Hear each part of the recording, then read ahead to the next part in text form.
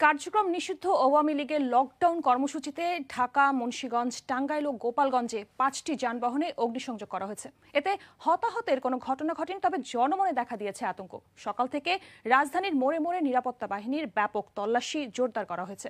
সর্বশেষ পরিস্থিতি জানাতে ধানমন্ডি 32 থেকে যুক্ত হচ্ছেন রিপোর্টার হুমায়ুন কবির। সরাসরি চলে যাচ্ছি তার কাছে।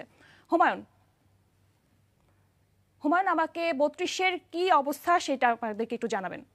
এই মুহূর্তে আমরা রয়েছি ধানমন্ডি ৩২ নম্বরে। আমরা কিন্তু সকাল থেকে এখানে লক্ষ্য করেছি আইনশৃঙ্খলা রক্ষাকারী বাহিনীদের সদস্যদের যথেষ্ট নিরাপত্তা বেষ্টনী এবং আইনশৃঙ্খলা রক্ষাকারী বাহিনীর সদস্য যারা রয়েছেন তারাও যথেষ্ট সতর্ক অবস্থানে রয়েছেন। এবং এখান থেকে কিন্তু খুব ভোর থেকে কিন্তু আসলে বিভিন্ন রাজনৈতিক দলের নেতাকর্মীরা যারা রয়েছেন এবং ছাত্র জনতা যারা রয়েছেন তারা ধানমন্ডি ৩২ নম্বরের এই রাস্তার মাথায় কিন্তু আসলে অবস্থান নেন। এবং আমরা এখন পর্যন্ত যতটুকু জানতে পেরেছি, এখন পর্যন্ত এই ধানমন্ডি ৩২ নম্বর থেকে সন্দেহভাজন হিসেবে ২ জনকে আটক করা হয়েছে।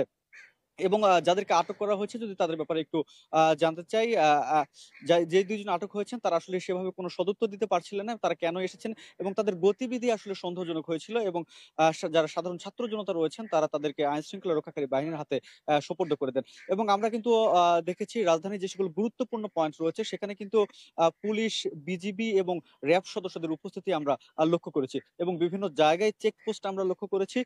এছাড়া যদি জানিয়ে রাখি রাজধানীর যে প্রবেশ মুখ যেগুলো সেগুলোতেও কিন্তু আমরা যথেষ্ট আইন শৃঙ্খলা রক্ষাকারী বাহিনীদের সতর্ক উপস্থিতি লক্ষ্য করেছি। এই মুহূর্তে রয়েছে ধানমন্ডি ৩২ নম্বরে এবং এখানকার সার্বিক পরিস্থিতি যদি একটু আপনাদেরকে আমরা দেখাতে চাই।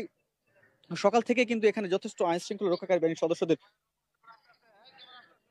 উপস্থিতি কিন্তু আমরা লক্ষ্য করছি এবং এই মুহূর্তে কিন্তু যেমনটি দেখতে পাচ্ছেন ধানমন্ডি ৩২ নম্বরের যেই প্রবেশ মুখ, সেই প্রবেশ মুখে কিন্তু ১ম এ পুলিশের একটি ব্যারিকেড রয়েছে এবং সেই ব্যারিকেডের সামনে কিন্তু এখনো কিন্তু অবস্থান করছেন ছাত্র জনতারা এবং ঠিক তারপরেই কিন্তু ধানমন্ডি ৩২ এর ভিতরে কিন্তু আমরা র‍্যাব সদস্যদের দেখতে পেয়েছি এবং এখানে বিজিবির সদস্যরাও কিন্তু রয়েছে এবং এখানে যে সকল ছাত্র জনতা রয়েছে বা যারা অবস্থান নিয়েছেন তারা বলছেন আসলে কার্যক্রম নিষিদ্ধ যে আওয়ামী লীগ, সেই আওয়ামী লীগের ডাকা যে লকডাউন, সেই লকডাউন কোনোভাবে সফল করতে দেওয়া হবে না এবং যদি আসলে কেউ এই লকডাউন উপলক্ষে কোনো ধরনের কোনো নাশকতা করতে চায়, তাহলে কিন্তু সেটি তারা প্রতিহত করবেন।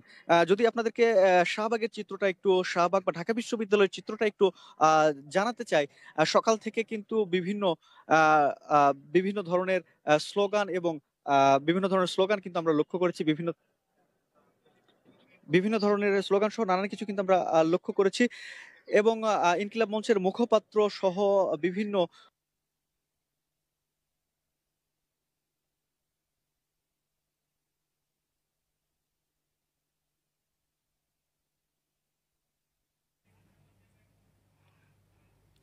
ধন্যবাদ হুমায়ুন।